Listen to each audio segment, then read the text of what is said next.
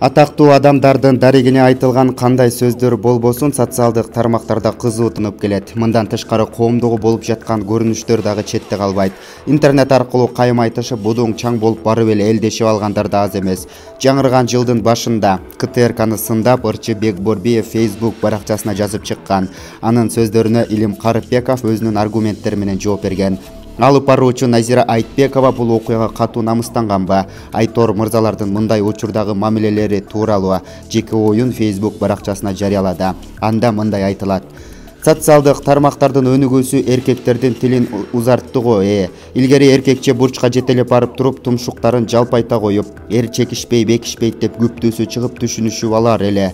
Азыр телефондун артында ак энек айтышып, кимиси көбүрөөк, курчураак, узунураак статус жазса, ошол утат деген түшүнүк жеке мен үчүн өн учурайт. Эркектик сапатты ылдыйлатпай эле, же мага эле ушундай көрүнүп жатабы? Цивилизациялык жашоодо сөмөйдүн учу эле иштегени туурабы? Кызыктай көрүнүш. Ушак ташып кыздардын статусу сүрөтүнүн алдында сындап, жамандап, каргап сөгүп, комментарий жазгандардан көңүлүң айланат тимеле. Ылдый жагында бир карыш эт лишний өсүп калганы болбосо, эркектик сапат, намыс, касиет жок.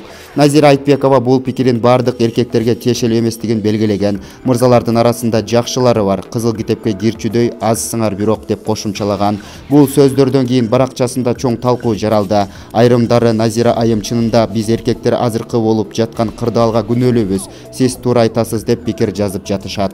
Булак барометр чекит KJ.